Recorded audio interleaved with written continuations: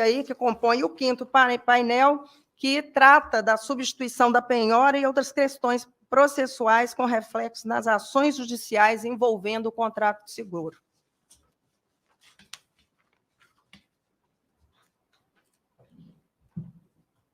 Bom dia a todos. É uma alegria enorme estar aqui com vocês. Eu vou me comparar àquele jogador que na final da Copa do Brasil estava ali na reserva. Aí o titular machucou. Ele tem 2 sentimentos. O primeiro sentimento é de tristeza porque o titular está machucado, mas é de alegria por ele ter a oportunidade de participar de uma final da Copa do Brasil.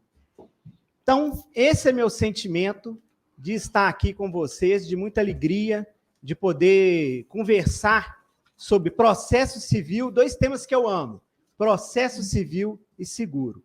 Mas antes de eu iniciar as minhas colocações, as minhas reflexões, eu primeiro tenho que agradecer. Dizem que a gratidão é a memória do coração.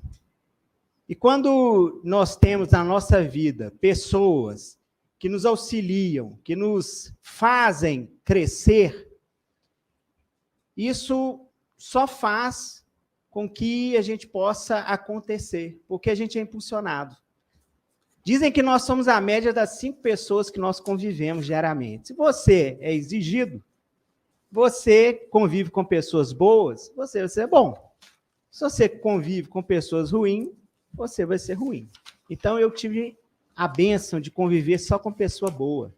Principalmente anjos da guarda que eu tive. Primeiro foi meu pai, seguida meu tio Euler, terceiro minha tia Rita. São pessoas que me influenciaram na minha vida acadêmica e profissional. E hoje estou aqui, muito graças a ele, aos incentivos dele. Então, eu precisava consignar isso antes de eu iniciar a minha participação. Agora, o tema que eu tenho que falar, que foi proposto para mim falar, é um tema bastante, assim, interessante. Primeiro porque ontem a gente já teve uma pequena manifestação sobre o tema no penúltimo painel. E eu, como um fervoroso advogado, defensor das seguradoras, eu agora também tenho o meu direito de resposta. E eu tenho aqui que apresentar as minhas razões sobre o chamado seguro-garantia. Mas, antes de iniciar essas minhas ponderações, eu acho importante nós passarmos e realizarmos um sobrevoo sobre as questões relacionadas ao processo, principalmente no que diz respeito às tutelas executivas. E quando falamos de tutela executiva, pessoal, nós falamos de processo de execução por título executivo extrajudicial e cumprimento de sentença. Então, eu tenho 2 situações em que eu vou utilizar a tutela executiva no processo judicial.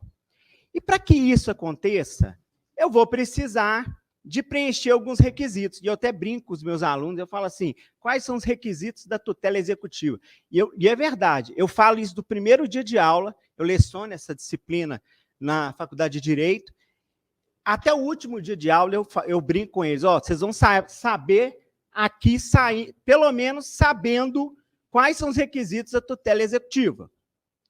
E aí eu levanto a mão, quais são os requisitos? Primeiro requisito da tutela executiva, o título executivo.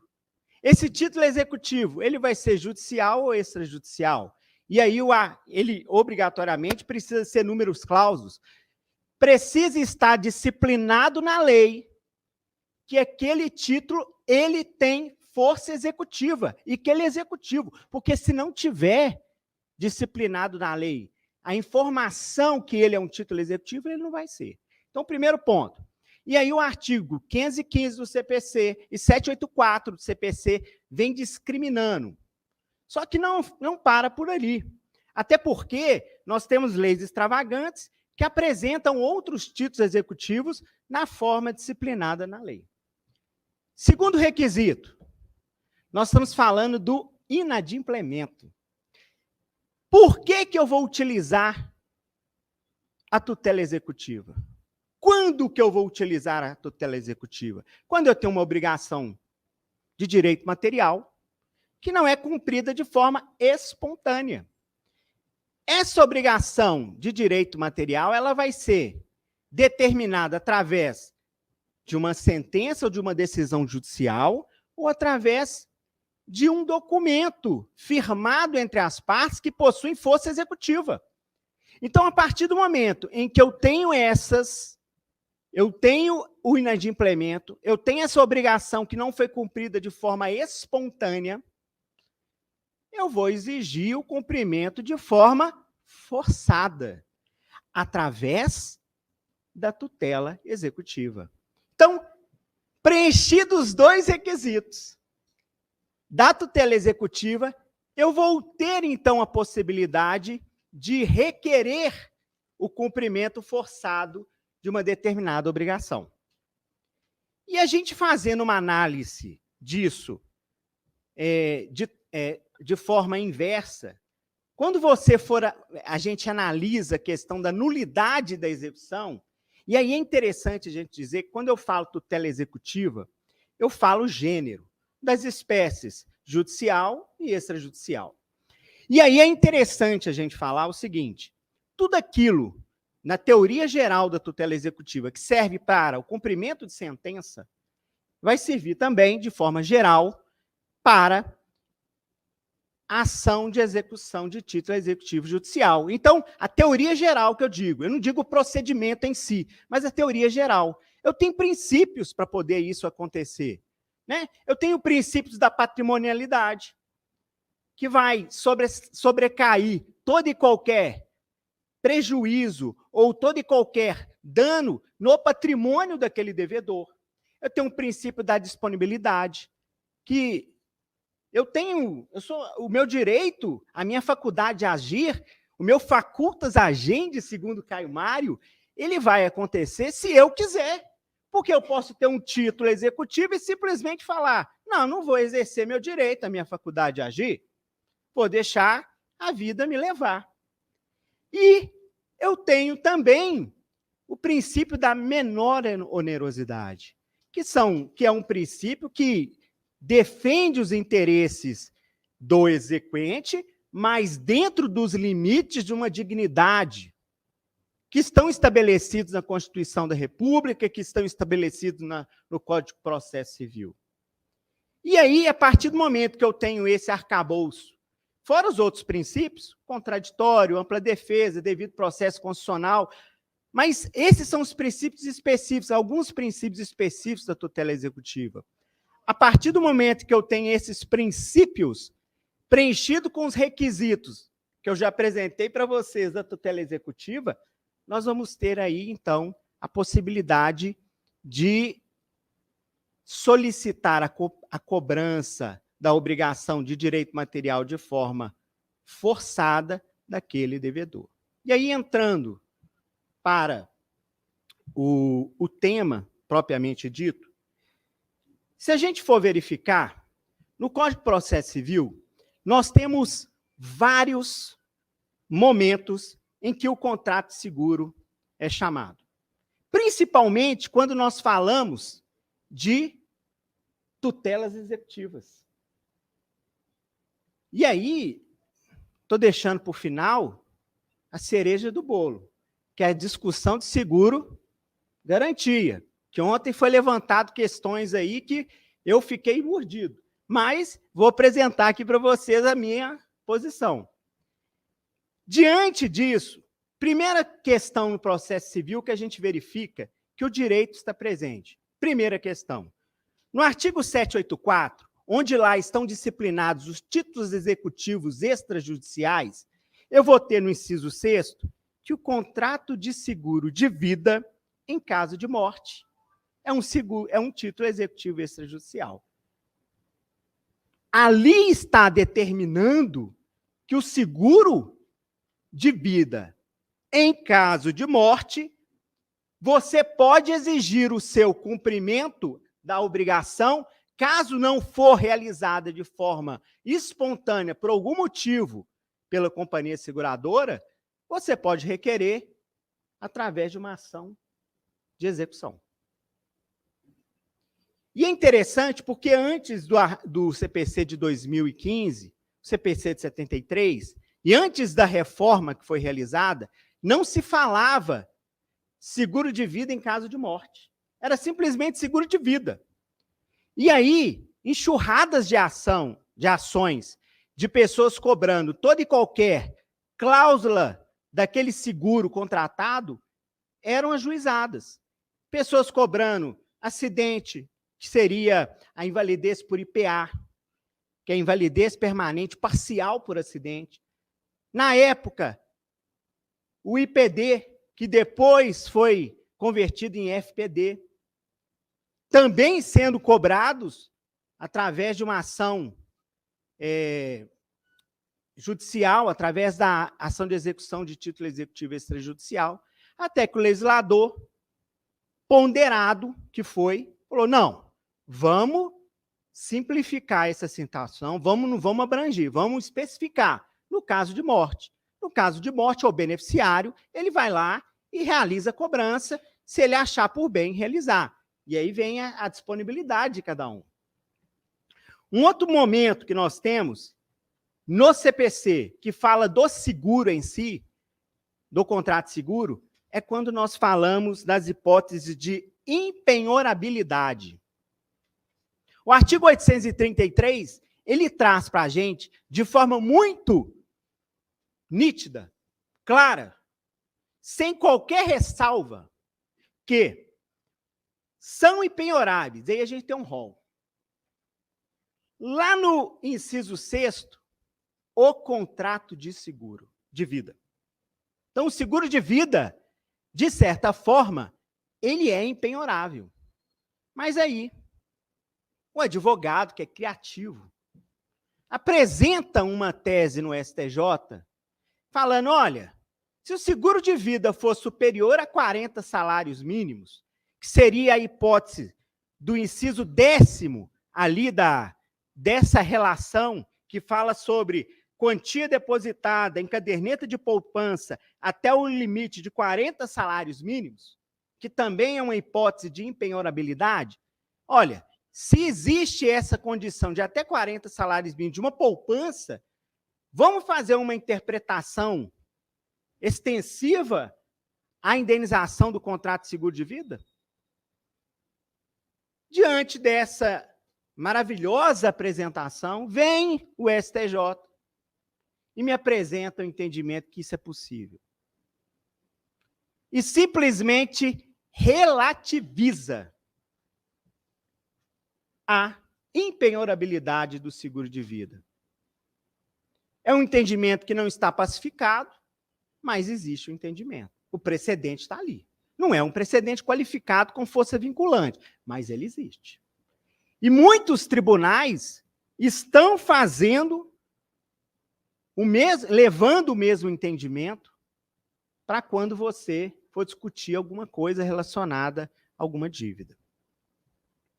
E aí, andando mais um pouquinho, eu comecei lá no 515 e já estou andando aqui os artigos do CPC.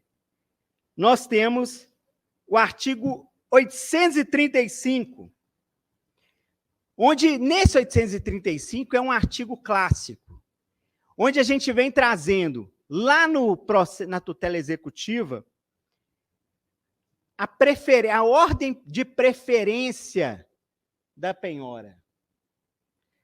Os bens que são passíveis de penhora, na sua preferência. Parte da doutrina apresenta que esses bens que são passíveis de penhora, esse rol apresentado no 835, ele é taxativo, e parte da doutrina fala que não, ele é exemplificativo. A gente pode mudar ali. Até porque existe, no mesmo artigo 835, o parágrafo 1º, que meio que relativiza aquilo e manda a bola para o juiz, para o magistrado, e fala o seguinte, olha, é prioritária a penhora em dinheiro, podendo o juiz, nas demais hipóteses, alterar a ordem prevista no caput de acordo com as circunstâncias do caso concreto. Então, acaba passando a bola para o juiz para ele poder tentar ali verificar a viabilidade. E não só isso. Chega e apresenta uma condição no seu parágrafo 2º de que, para fins da substituição da penhora, equiparam-se a dinheiro a fiança bancária e o seguro garantia, desde que o valor não inferior ao débito constante da inicial, acrescidos de 30%. E aí a gente vai entrar naquela celeuma, naquela discussão, naquela reflexão que foi apresentada na data de ontem, onde alguns acreditam que o seguro-garantia não poderia ser equiparado a dinheiro. E outros, como eu, defensor do mercado segurador, tem bom senso e que conheço o contrato de seguro, principalmente o contrato de seguro-garantia, sei que deve ser equiparado, sim, ao dinheiro. E o seguro-garantia ainda tem uma outra questão. Acaba que o devedor, ao realizar o seguro-garantia, ele vai dar uma dupla condição de garantia naquela tutela executiva. Primeira, do seguro, que foi realizado. E segundo, a dele. Porque, além de você realizar o seguro-garantia, você faz uma contra-garantia. Você assina essa contra-garantia. Você se responsabiliza. E aí, para que a gente possa explicar de uma forma melhor, e aqui eu estou falando para especialistas, né, gente? Então, eu fico até com receio de falar alguma bobagem. Mas, a partir do momento que eu estou falando, aquele que achar que eu estiver falando, pode me interromper. Não tem problema. Mas, se a gente verificar a natureza jurídica do contrato de seguro-garantia judicial, ele é benéfico para todo mundo. E aí eu vou apresentar para vocês, aqueles que não conhecem, que são os espectadores, muitos espectadores que estão acompanhando pelo YouTube, ou os acadêmicos de direito, aqueles que estão ainda aprendendo, até porque a gente não teve isso na faculdade de forma profunda, igual todo mundo tem, gostaria de ter, igual a gente tem o direito da obrigação, igual a gente tem processo civil, a gente não vê o processo, o contrato de seguro de uma forma profunda, da forma como a gente deveria ver. E aí eu vou apresentar os elementos desse contrato, desse seguro-garantia. O primeiro elemento do seguro-garantia que eu tenho o tomador. Quem que é o domador no seguro-garantia judicial? É o devedor, é o executado. É ele que é o responsável em contratar o seguro-garantia. Eu tenho o segurado, que também é beneficiário, que é aquele para quem o seguro-garantia vai ser remetido na hipótese de um inadimplemento daquele tomador. E eu tenho a seguradora, que vai garantir. Na hipótese do tomador ou executado não realizar o pagamento a tempo e hora, quando determinado. E aí, levanta-se algumas reflexões sobre a questão. Eu não sei meu horário, não. Nossa Senhora. Já passou, nem vi. E aí a gente tem algumas reflexões. Primeira reflexão que nós temos em relação a isso. Quando o contrato de seguro-garantia ele é feito, ele é realizado, a companhia seguradora faz uma análise profunda daquele tomador. Porque se acha que a companhia seguradora ela simplesmente vai contratar só porque ela acha ele bonito? Ó, vou contratar o contrato ali, eu vou realizar o seguro-garantia com o Ribas porque ele é bonito. Eles vão analisar a vida financeira do Ribas. Eles vão fazer de uma forma profunda uma análise estatística. E aí, diante dessa análise estatística, eles vão verificar: é possível? Ele é solvente? Ele é uma pessoa capaz de, na hipótese de um trânsito em julgado, realizar o pagamento daquilo que é devido, que foi devido e estipulado na obrigação judicial? Primeiro ponto.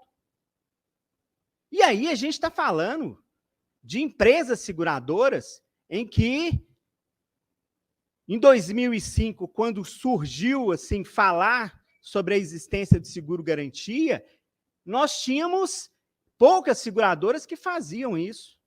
Hoje, se você for olhar no mercado, tem mais de 30. E são bilhões de dólares envolvidos. Ou seja, mais garantia do que isso não existe. E quando ele, o Ribas, ele faz e assina o contrato de seguro-garantia, ele vai assinar como uma contrapartida, uma contragarantia. Por quê? Diferente de outros seguros de performance que nós conhecemos, a companhia seguradora, por conta do contrato de seguro-garantia, que está ali estipulado na cláusula, automaticamente subroga-se no direito de requerer do Ribas uma indenização, se ela for acionada. E aí? Não tem como negar que o seguro-garantia ele vai ser útil. Ele é, e sim, equiparado ao dinheiro.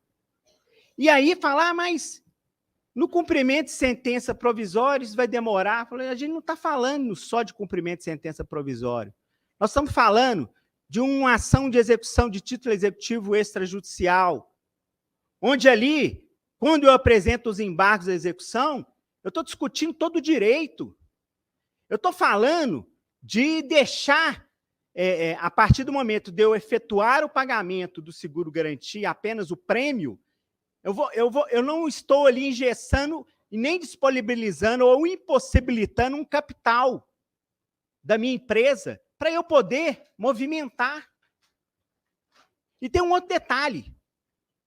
A amplitude do seguro-garantia é tão bacana que hoje ele é utilizado, inclusive, depois que ele foi equiparado à fiança bancária, hoje ele é utilizado, inclusive, sabe para quê? Depósito recursal trabalhista. Todo mundo sabe como que o depósito recursal trabalhista é caro. Eu estava vendo a tabela ontem, R$12 mil para você garantir um recurso ordinário. Para você garantir um recurso de revista é 25 mil. Se você faz um seguro de depósito recursal, você paga R$200. Foi feito um estudo de uma determinada empresa que ela tinha 35 recursos ordinários para poder garantir ali o depósito recursal. Ela ia desprover do seu caixa R$250 mil. Ela realizou 35 recursos seguros garantia. Sabe quanto que ela disponibilizou? R$9 mil. Aí eu pergunto, para a saúde da empresa, o seguro-garantia não é importante? Ele não realiza função social? E se porventura depois, no final, eu não tiver uma condenação, excelente. Ah, mas aí tem a discussão. Mas o seguro-garantia que é apresentado, ele tem uma cláusula apresentado no processo de execução, ele tem uma cláusula anual e o processo demora, é demorado. E nós sabemos, e aí voltando, falando de processo, acabou? Eu prometo que eu vou concluir. E nós sabemos que falando de processo, para que a gente consiga o efeito suspensivo, a gente precisa mostrar ali alguns requisitos. Aqueles requisitos da tutela provisória de urgência, bem como demonstrar a garantia que foi depositada. A partir do momento que você faz isso, você demonstra ali, se o seguro venceu, automaticamente ele pode ser renovado. Mas a companhia seguradora achou que não é interessante renovar com você, princípio da autonomia privada. Você vai correr atrás para encontrar outro. Mas aí foi dado o efeito suspensivo. E o que vai acontecer? O CPC, a lei processual, ela traz no artigo 919, parágrafo 2º, que cessando as circunstâncias que motivaram a decisão relativa aos efeitos dos embargos, poderá o requerimento da parte ser modificado ou revogado a qualquer tempo em decisão fundamentada. Então, até isso O devedor não precisa se preocupar. É só ele apresentar para o juiz, excelência, venceu. Suspende o efeito suspensivo. Deixa eu penhorar um bem. Manda ele pagar, depositar. E com isso, resolve a celeuma. Queria agradecer pela oportunidade de estar aqui com vocês. Muito obrigado, espero ter contribuído de alguma forma. Bom dia a todos.